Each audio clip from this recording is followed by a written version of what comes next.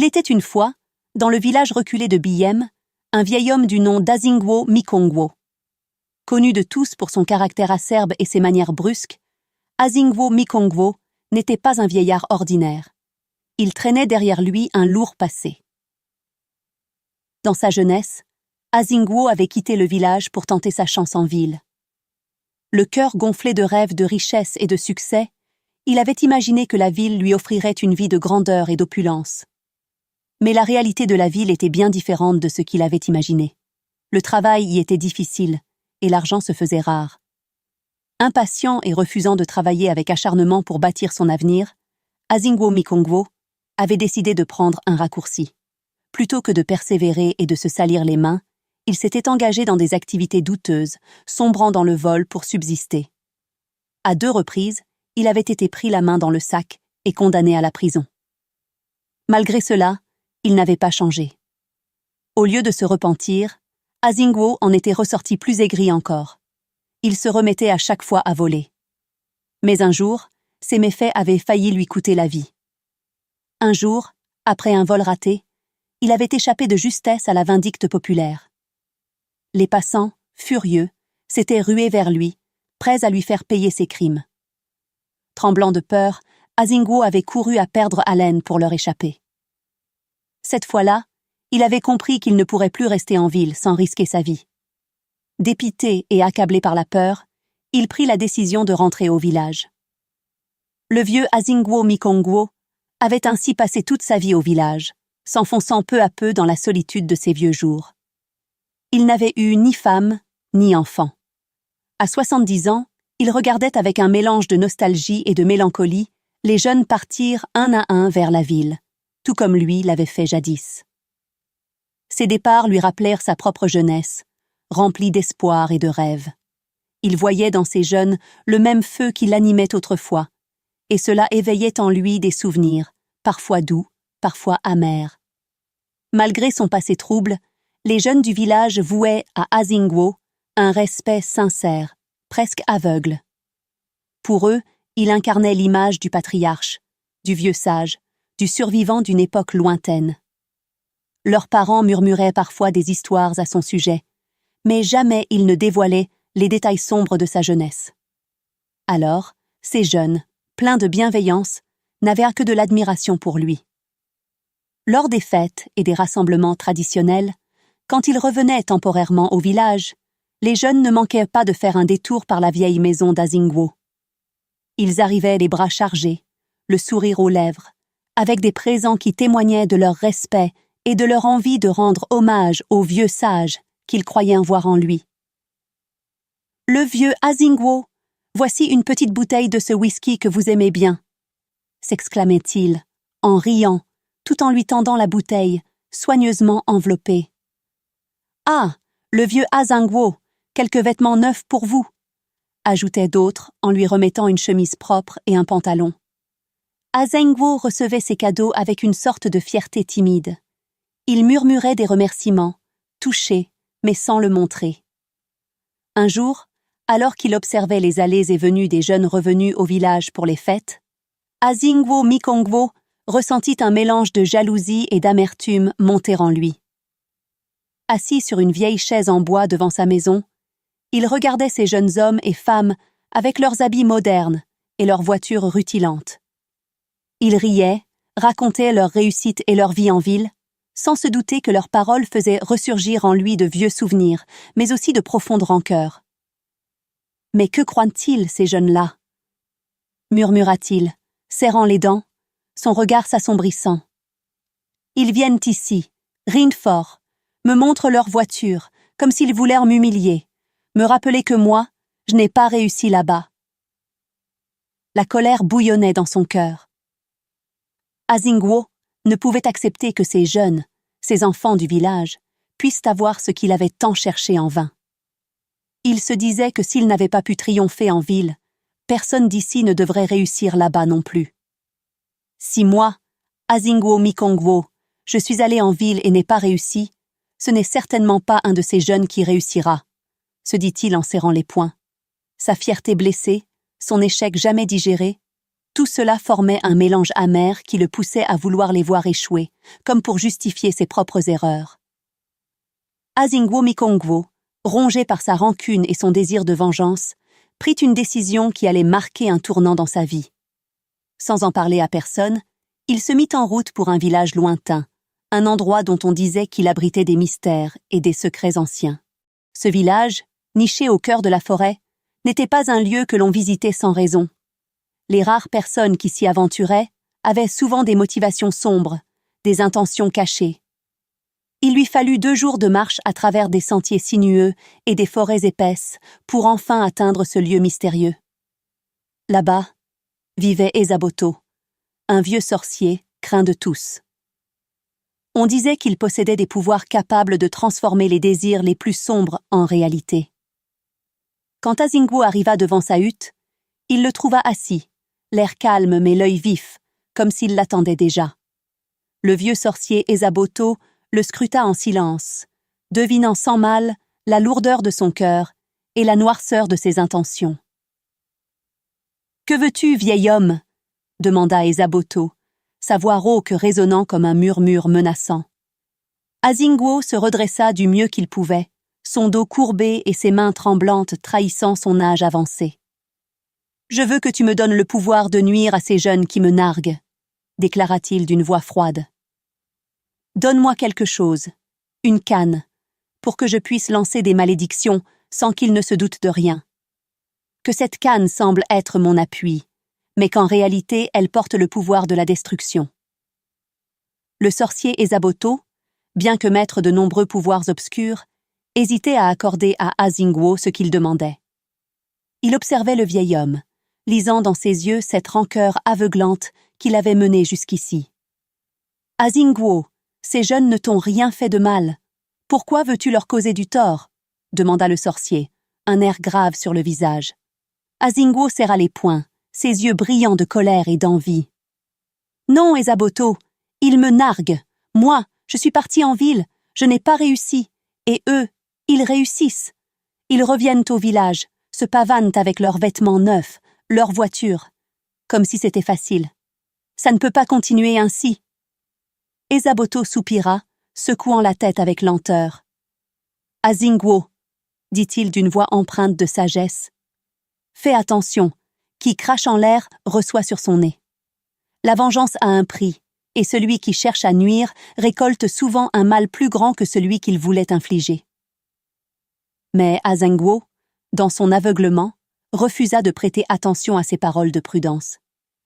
Il sortit alors une grosse somme d'argent et la déposa devant Esaboto. « Voilà pour toi, Esaboto. Donne-moi cette canne, et que la malédiction s'abatte sur eux. » Le sorcier, conscient des conséquences, prit l'argent en silence. Sans un mot de plus, il se mit au travail, sculptant dans le bois une canne au motif ancien, remplie de symboles secrets et puissants. La canne avait l'apparence d'un simple bâton de marche, mais elle recelait une énergie sombre, prête à accomplir les sombres désirs d'Azingwo. Lorsque le sorcier lui tendit la canne, il lui lança un dernier avertissement, sa voix grave et empreinte de menace. « Écoute-moi bien, Azingwo. Ce que tu t'apprêtes à faire est irréversible. Cette canne n'est pas un jouet. Elle porte en elle la vengeance que tu désires. Mais elle exige aussi un prix. Le mal ne se paye que par le mal. Garde bien cela en tête. » Mais Azingwo, porté par sa soif de vengeance, ne voulut rien entendre. Il attrapa la canne des mains du sorcier, sans prêter attention à cet ultime avertissement. Il quitta le village du sorcier et reprit la route vers son propre village, son cœur battant d'anticipation. Avec cette canne, il se sentait enfin en position de pouvoir. Il était désormais prêt à voir sa revanche s'accomplir, sans se soucier des conséquences. De retour au village avec sa canne, Azingwo Mikongwo passa inaperçu. Pour tous, il n'était qu'un vieil homme à la démarche lente, appuyé sur son bâton, le dos courbé par les années. Sa canne, pourtant chargée de malédictions, ressemblait simplement à l'outil d'un vieillard fatigué. Les festivités battaient à leur plein, et les jeunes du village revenaient pour célébrer, comme ils le faisaient chaque année. Ce jour-là, alors qu'il marchait lentement le long de la route, Azingwo fut salué par l'un des jeunes hommes du village, qui venait de garer sa voiture sur le bas-côté. Descendant de son véhicule, le jeune homme s'approcha de lui avec un sourire respectueux. « Tiens, père Asingwo, un petit billet pour vous. Profitez de ces jours de fête, » dit-il en lui tendant une somme d'argent, les yeux remplis de respect. Asingwo prit l'argent avec un sourire sournois, tenant fermement sa canne dans l'autre main. Il la frappa 2 fois discrètement au sol en murmurant intérieurement sa malédiction.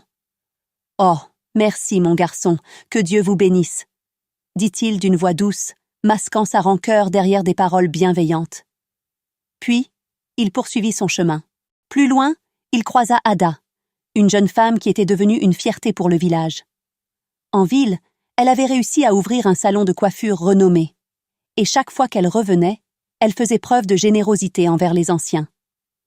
En le voyant, elle s'approcha avec un large sourire et posa un sac de riz à ses pieds. « Oh, père Asingwo, voici un sac de riz pour vous, » dit-elle, fière de pouvoir aider les anciens du village. Asingwo prit le sac en lui adressant un léger sourire, mais son esprit était empli de rancœur. Tandis qu'Ada se détournait, il frappa discrètement sa canne au sol une nouvelle fois, murmurant en silence une malédiction contre elle, contre sa réussite, contre son bonheur. Tout au long de sa route, Asingwo reçut de nombreux présents, et chaque fois, il répéta son rituel. À chaque billet, chaque sac de riz, chaque sourire bienveillant, il lançait secrètement une malédiction. Personne ne soupçonnait que ce vieil homme, pourtant si replié sur lui-même, nourrissait un tel poison dans son cœur. Pour tous, il n'était qu'un ancien respecté, un homme à qui l'on devait honneur et aide. Les fêtes terminées, un étrange malaise s'était abattu sur les jeunes de Biyem. Ceux qui, les années précédentes, repartaient en ville avec enthousiasme, se sentaient cette fois-ci envahis par un inexplicable poids au cœur.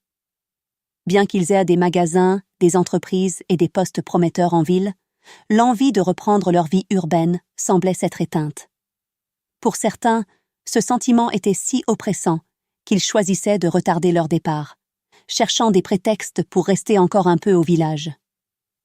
Ceux qui parvenaient à se convaincre de rentrer en ville découvraient, une fois sur place, que quelque chose avait changé. La ville, autrefois symbole de leur réussite et de leur ambition, leur paraissait soudainement hostile et vide de sens. Peu à peu, des événements étranges se produisirent. Les affaires qui jusque-là prospéraient commencèrent à décliner sans raison apparente. Les clients se faisaient rares, les opportunités semblaient s'éloigner, et les obstacles s'accumulaient de manière inattendue. Ada, la jeune femme autrefois pleine de fierté avec son salon de coiffure florissant, fut parmi les premières à en faire les frais. Son salon, qui attirait autrefois une clientèle fidèle, perdit peu à peu son éclat.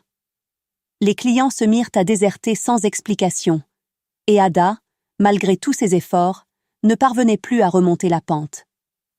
En quelques mois, elle dut se résoudre à fermer boutique et à revenir au village, son rêve brisé, le cœur lourd de regrets. Les autres jeunes de Biyem ne tardèrent pas à suivre le même chemin. Un à un, ils retournèrent au village, abattus, vidés de leurs ambitions et de leur énergie, comme si une force invisible les avait arrachés à leurs rêves. Biyem, autrefois fier de ces jeunes qui revenaient au village avec des histoires de succès, les voyait désormais rentrer la tête basse, sans autre choix que d'accepter la pauvreté de leur terre natale. Les anciens, préoccupés par cette situation étrange et déconcertante, se réunirent un soir autour du grand feu de la place centrale. Chacun d'eux avait un fils ou une fille qui autrefois semblait promis à un bel avenir en ville. Pourtant, aujourd'hui, tous ces enfants étaient de retour. Un des anciens prit la parole.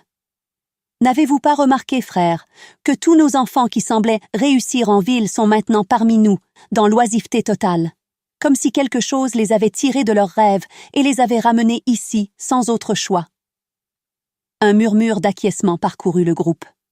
Un autre vieil homme, les épaules affaissées, ajouta avec tristesse. « Mon fils, lui qui avait ouvert un garage prospère en ville, il a tout perdu, il a fait faillite sans raison apparente. Tout s'est effondré en un clin d'œil. » Une autre voix, celle d'une femme âgée au visage ridé par les années, intervint. Ma fille Ada, qui était si fière de son salon de coiffure, elle aussi a fait faillite. Rien n'a fonctionné comme avant, et elle a dû revenir au village, le cœur brisé. Un troisième ancien prit la parole, secouant la tête. Mon fils possédait un supermarché, et du jour au lendemain, tout a brûlé. Une perte complète. Il n'a plus rien, et il est de retour parmi nous, réduit à l'inaction. Le silence tomba sur le groupe, chacun absorbé par ses pensées. Un jour fatidique, Ada, autrefois propriétaire d'un salon de coiffure prospère en ville, se retrouvait assise sur la véranda de sa petite maison au village, perdue dans ses pensées. Elle laissait échapper un soupir, sa joue appuyée contre sa main, réfléchissant à cette nouvelle vie qu'elle menait malgré elle. « Me voilà, résignée à vivre au village », se disait-elle avec amertume. « J'avais un salon qui marchait bien, mais bon, au moins, ici je peux profiter de la nourriture bio et de l'air pur. » Décidée à tirer le meilleur de sa situation, elle se leva, prit sa hotte et se dirigea vers les champs pour ramasser du bois. Le ciel, encore clair, ne laissait rien présager de particulier. Ada avançait tranquillement entre les arbres, ramassant les branches sèches qu'elle trouvait sur son passage. En fouillant le sol du regard, elle tomba soudain sur un morceau de bois étrange, abandonné au milieu des feuilles mortes. Elle se pencha pour l'examiner. Le bois semblait sec, parfait pour le feu, mais ce qui attira son attention étaient les inscriptions bizarres gravées dessus. Intriguée, elle le prit en main, le retournant sous tous les angles. « Tiens, c'est quoi ce bois avec des inscriptions bizarres ?» murmura-t-elle pour elle-même. « Il est bien sec, ça devrait brûler parfaitement. » Sans plus s'interroger, elle ajouta ce morceau de bois à son fagot et continua sa récolte. Mais alors qu'elle s'affairait, le ciel s'obscurcit soudainement, et un vent violent commença à souffler, soulevant la poussière et faisant danser les feuilles. Pressée, elle ajusta sa hotte sur son dos, attacha son fagot de bois, et se mit à courir vers le village pour éviter d'être trempée. Sur le chemin du retour, alors qu'elle se hâtait pour échapper aux premières gouttes, elle aperçut le vieux Azingwo Mikongwo, lui aussi, avançant rapidement pour fuir la pluie. Mais quelque chose attira son attention. Azingwo, habituellement voûté, se tenait droit et semblait marcher sans difficulté. La canne sur laquelle il s'appuyait toujours était absente, ce qui lui parut étrange. Mais la pluie commençant à tomber en trombe, elle n'eut pas le temps de réfléchir davantage. De retour chez elle, Ada se mit à préparer son repas du soir. Elle rassembla les branches sèches qu'elle avait ramassées et alluma son feu. Quand le moment fut venu, elle introduisit le morceau de bois étrange qu'elle avait trouvé plus tôt dans la forêt, pensant qu'il brûlerait parfaitement. Mais à peine le bois avait-il commencé à se consumer, qu'une lumière éblouissante jaillit du feu, illuminant toute la pièce d'une lueur surnaturelle. Soudain, un cri déchirant retentit, perçant le calme du village. Effrayée, Ada sursauta et se tourna vers la source du cri, qui semblait provenir de la maison du vieux Azingwo Mikongwo. Bientôt, les villageois, attirés par ce hurlement étrange, accoururent pour voir ce qui se passait. Ils découvrirent Azingwo dans un état de panique totale, se tordant de douleur sur le sol de sa maison.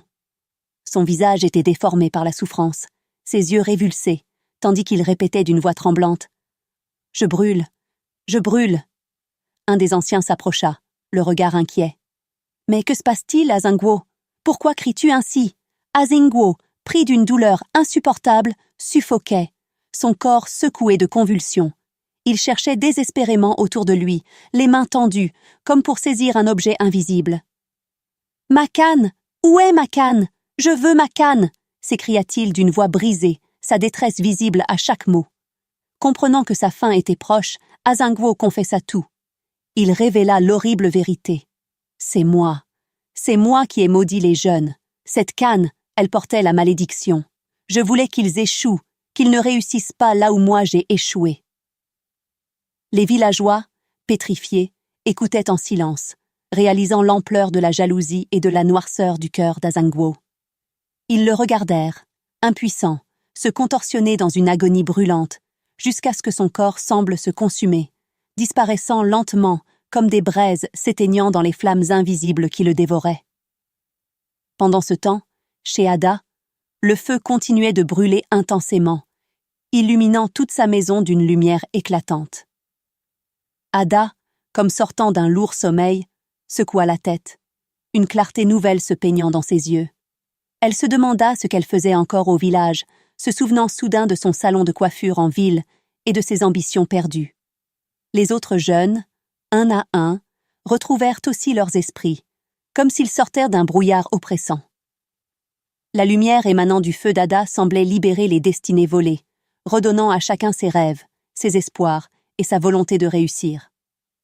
Ils comprirent alors que cette étrange lueur avait brisé le lien qui les enchaînait au village. Les villageois, debout devant la maison du vieux Azingwo, comprirent que son envie et sa rancœur avaient maudit toute une génération. Mais maintenant, les ténèbres qu'il avait semées s'étaient dissipées avec lui, laissant le village baigné dans une paix retrouvée. Les jeunes, libres de la malédiction, firent leurs adieux au village, prêts à reprendre leur chemin vers la ville, leur avenir à nouveau ouvert devant eux, tandis qu'Ada, avec détermination, préparait son retour et la renaissance de son salon. La leçon de cette histoire est celle du danger de la jalousie et de la rancœur. Azingwo Mikongwo, consumé par l'amertume de ses échecs, a choisi de haïr ceux qui réussissaient là où il avait échoué. Sa jalousie l'a conduit à commettre des actes sombres, qui n'ont finalement fait qu'accentuer sa solitude et sceller son propre destin tragique. Cette histoire nous enseigne que nourrir des sentiments négatifs envers les autres finit par se retourner contre soi-même. La jalousie et la rancune sont des poisons qui détruisent d'abord celui qui les porte. Azingwo aurait pu choisir de soutenir les jeunes du village, d'être un guide pour eux, mais en cherchant à les faire échouer, il n'a fait qu'accélérer sa propre chute. En revanche, les jeunes, malgré les épreuves, ont retrouvé leur chemin et leurs ambitions une fois libérés de cette malédiction. Leur résilience face à l'adversité montre que la réussite repose sur la détermination et la persévérance, et non sur la destruction des autres. La leçon est claire. Le succès et le bonheur des autres ne diminuent pas le nôtre, et au contraire, les soutenir enrichit la communauté tout entière.